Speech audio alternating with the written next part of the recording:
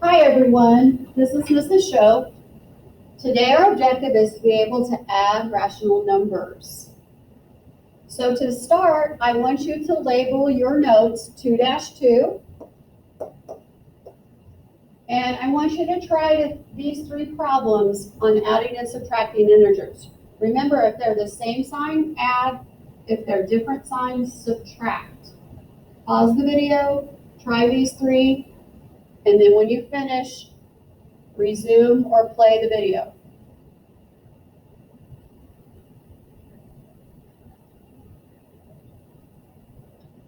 Okay, check your number one. When you add negative 18 and 8, they're different. So if they're different, you subtract. So 18 take away 8 is 10.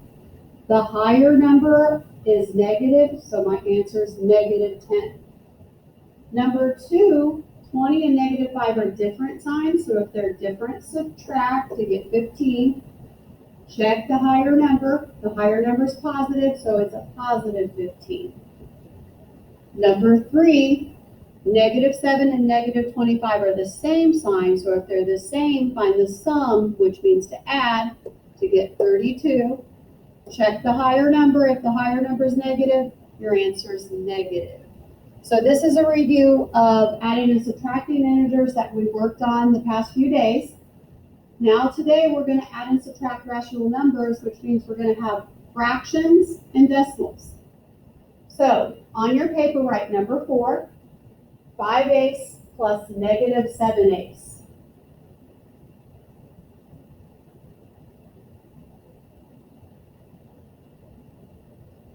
We're going to do these problems the same way we did our integers. So we're going to look at the two fractions and say, are they the same sign or different? Well, they're different because one's positive and one's negative. If they're different, we're going to subtract. So we're subtracting 7/8 and 5/8. So when we subtract 7/8 and 5/8, the denominators are already the same. We just take 7 minus 5 to get 2. And then our denominator stays an 8.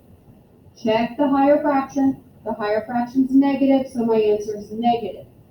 We do need to make sure our answer is in simplest form. So since 2 and 8 are both even, I can divide those by 2 to reduce. And 2 divided by 2 would give me a negative 1. 8 divided by 2 would be 4. So that would be negative 1/4. Write number 5 in your notebook. Negative 8/9 plus negative 7/9.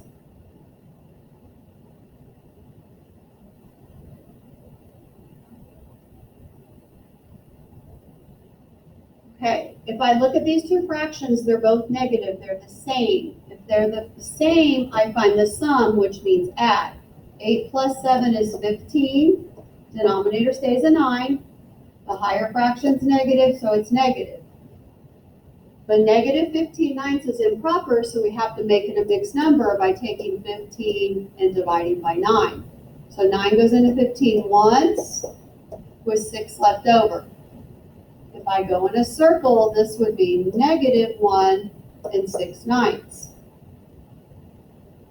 I've got to make sure my answer is in simplest form. Is there a number that goes into 6 that also goes into 9? There is, it's 3. So I can reduce my fraction by dividing by 3. My negative 1 stays out in front. 6 divided by 3 is 2. 9 divided by 3 is 3. So my answer would be negative 1 2/3. Okay, you try number 6.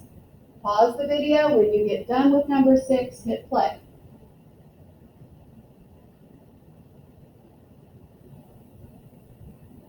Okay, let's see how we did. So negative 7/9 plus 4/9, they're different. So subtract to get 3. The denominator stays a 9. The higher fraction's negative, so it's negative 3/9. I can reduce this by dividing by 3. So this would be a negative 1/3. See if you had a negative 1/3 for number 6. All right. Now we're going to look at adding fractions with unlike denominators. So if the denominators are not the same, we need to make them the same. So write down number 7, negative 1/3 plus negative 3/4.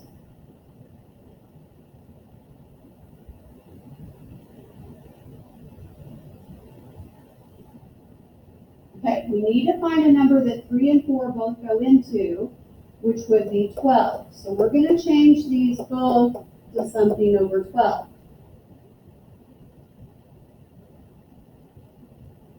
Okay, I'm going to ask myself, what do I multiply by 3 to get 12? Well, 3 times 4 is 12, so I'm going to take 1 times 4 to get 4. And this fraction's negative, so I'm going to remember my negative sign there. Now when I go to the second fraction, I'm asking myself, what do I multiply by 4 to get 12? Well, 4 times 3 is 12, so I need to take 3 times 3. 3 times 3 is 9, and this fraction is also negative. So now I have a negative 4 twelfths plus a negative 9 twelfths. Are they the same sign, or are they different? Okay, yes, they are the same, so I'm going to find the sum, which means add. So I'm going to add 9 and 4 to get 13. Denominator stays at 12. The higher fraction is 9 twelfths and it's negative, so my answer is negative. But this is improper, so we're going to have to divide. You can divide it in your head or on paper. You're taking 13 and dividing by 12. So 12 goes into 13 once, with 1 left over. If I go in a circle, this would be negative 1 and 1/12. Okay, write down number 8. Negative 1/2 plus 1/3.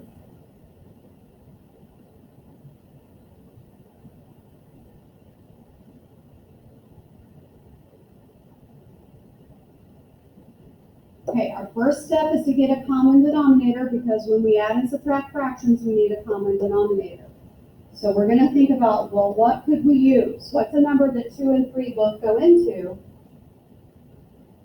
Yes, 6. We're going to use 6. Okay, so let's change our denominator to 6. Okay, we're going to ask ourselves, what do we multiply by 2 to get 6? 2 times 3 is 6. So that means I need to take 1 times 3. 1 times 3 is 3. But remember, this fraction's negative, so put your negative sign.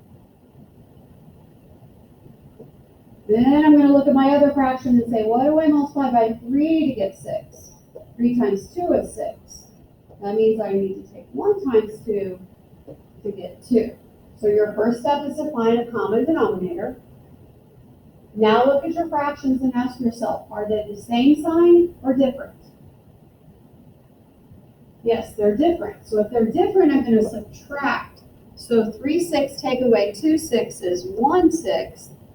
The higher fraction is the 3/6 and it's negative, so my answer is negative. Is it in simplest form? Yes, it is. The only number that goes into 1 and 6 is 1. Now I want you to write down number 9. 3/4 plus negative 1/12. After you write this down, pause the video, try it on your own. When you finish, hit play.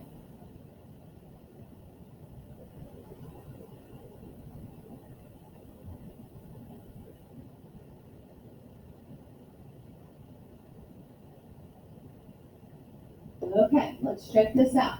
The least common denominator is 12. Okay, since 4 goes into 12, you can use 12. So if I go back and ask myself, what do I multiply by 4 to get 12? 4 times 3 is 12. So I want to take 3 times 3 to get 9. Then I come over to the second fraction and ask myself, what do I multiply by 12 to get 12? 12 times 1 is 12. So 1 times 1 is 1. But remember, this fraction is negative. Now I'm going to look at 9/12 and negative 1/12 and ask myself, are they the same sign or are they different? They're different. So I'm going to subtract 9/12 minus 1/12 to get 8/12. The higher fraction is positive, so my answer is positive. Is it in simplest form? No, I'm noticing 4 goes into 8 and 4 goes into 12. So I could divide by 4. So 8 divided by 4 is 2. 12 divided by 4 is 3. That is in simplest form because the only number that goes into 2 and 3 is 1. So your final answer should have been 2/3. Okay, next we're going to add mixed numbers. So when we add mixed numbers, we're going to look at the two mixed numbers and ask ourselves first, are they the same sign or different? If they're the same, we're going to add them. If they're different, we're going to subtract. Then we're going to get a common denominator. And if we have to subtract, we're going to place the higher mixed number first. Okay, so on your papers, write down in your notes, number 10, negative 5 1/5 plus 3 1/2.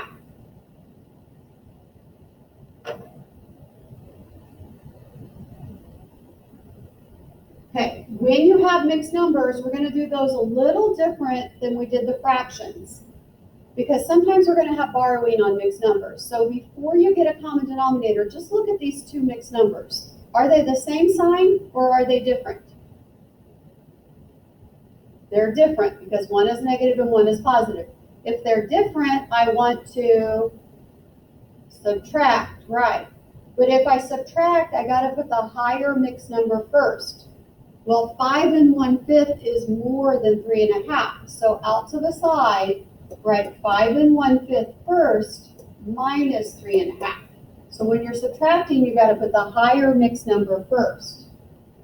Then you're going to get a common denominator. So what I want you to do is get your common denominator out to the side. All right, what's a number that 2 and 5 both go into? 10, yes. So let's change these to something over 10. Okay, looking at the first fraction, ask yourself, what do I multiply by 5 to get 10? That would be a 2. So 1 times 2 is 2. Looking at the second fraction, I'm going to ask myself, what do I multiply by 2 to get 10? That would be 5.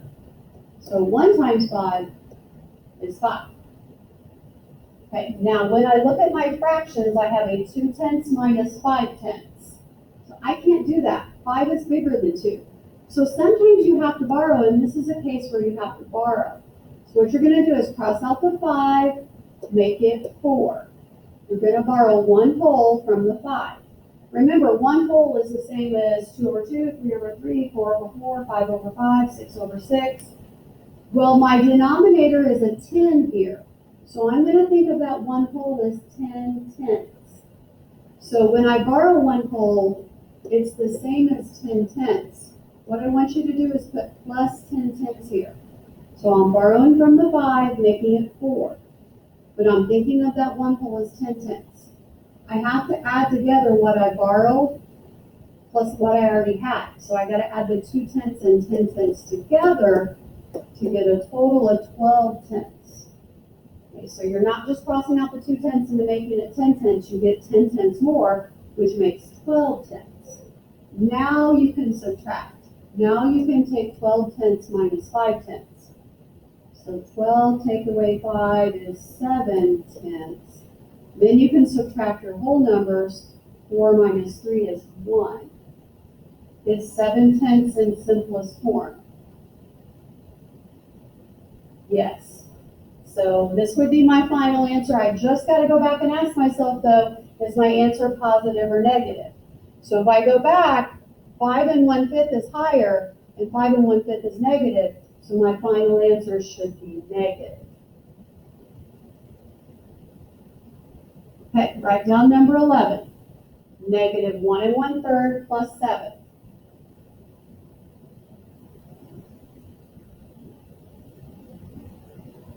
All right, ask ourselves, are they the same or different? They are different. If they're different, I need to subtract. Good. But if I'm going to subtract, I got to put the higher one first. Which is higher, 1 1/3 or 7? 7, right. So you got to put 7 minus 1 1/3. Okay. Now, when I subtract, I need a fraction to subtract 1/3 from. I can't just bring down the 1/3 like that. I got to subtract 1/3 from a fraction. So I'm going to have to borrow. Okay, so what you do is you borrow from the 7 and make it 6. The one whole you borrow, you want to think of as either 2 over 2, 3 over 3, 4 over 4. But notice my denominator here is 3. So I'm going to think of it as 3 over 3. So my denominators are the same. Now I can take 3/3 minus 1/3 to get 2/3. 6 minus 1 to get 5. But I got to ask myself, is my answer positive or negative? Well, which is higher? 7 is. So 7 is positive, so it's a positive 5 2/3. Is it in simplest form? Yes. The only number that goes into 2 and 3 is 1. Okay. I want you to write down number 12.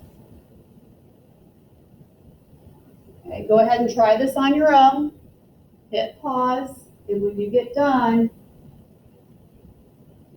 play the video and check your answer.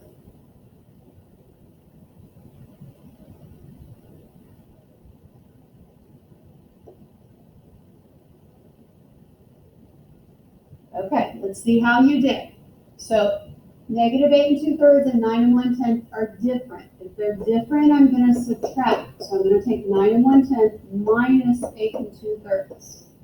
Because 9 1/10 is higher, I got to put it first. Now we need a common denominator. 30 would be our least common denominator. So 10 times 3 is 30. 1 times 3 is 3. If I go to the bottom fraction, 3 times 10 is 30. 2 times 10 is 20. Can I take 3 30ths minus 20 30ths? No, 20 is bigger. So I have to borrow from the 9 and make it 8. The one whole I borrow, think of as 30 30ths, because our denominator is a 30. But I got to add what I had plus what I borrowed. So 30 plus 3 is 33 30ths. Now I can take 33 30ths minus 20 30ths to get 13 30ths. And 8 minus 8 is 0. Two things I need to check. Is it in simplest form? Yes. The only number goes into 13 and 30 is 1. The other thing is it a positive or negative answer? Well, 9 and 1/10 is higher and it's positive, so it's a positive 13 30ths. Keep in mind that you don't always have to borrow when you subtract mixed numbers. You have to look at your fractions and see if you can subtract. If not, borrow. Okay, last 3 questions. Adding decimals. So we're going to do these the same way. Look at number 13. Negative 3.2 plus 5.61. Write this in your notes.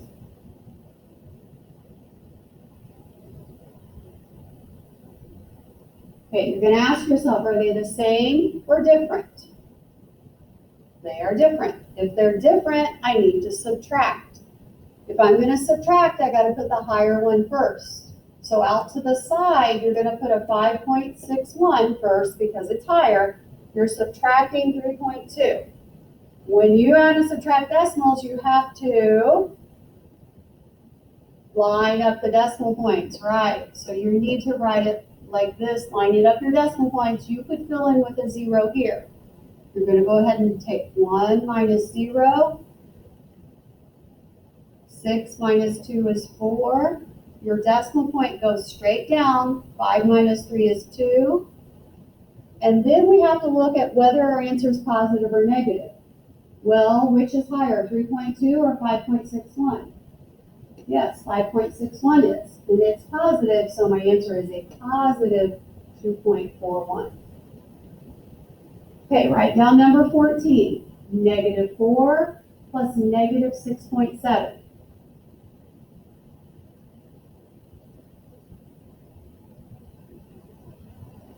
Are they the same sign or different? They are the same, so I need to find the sum or add, right? But when I add, it doesn't really matter what order I add in. I do need to line my decimal points up. So when I do this problem, I'm going to have to make 4 4.0 so that I line my decimal points up. And then 0 plus 7 is 7. Bring down my decimal point. 4 plus 6 is 10. But now I gotta go back and ask myself, is the answer positive or negative? The higher number is negative, so it should be a negative 10.7. Okay, I want you to try number 15 on your own. Write down 3.25 plus negative 9.781. After you do this problem, you're going to click play. So pause now. When you finish, hit play.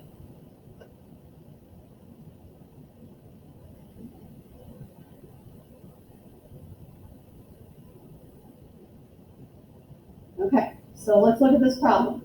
One's positive, one's negative, so they're different, so I want to subtract. The higher decimal code comes first, so 9.781 is higher. I've got to line my decimal points up, minus 3.25. I could fill in with a 0 here, and then when I subtract, I got 1 minus 0, 8 minus 5, 7 minus 2, 9 minus 3. Last step is see which number is higher. Well, 9.781 is, and it's negative. That means my answer is negative. Okay, today you have an assignment in Big Ideas. So you're going to go to the Big Ideas website and you're going to do 2-2, numbers 4 to 12, 18 and 19. Have a good day.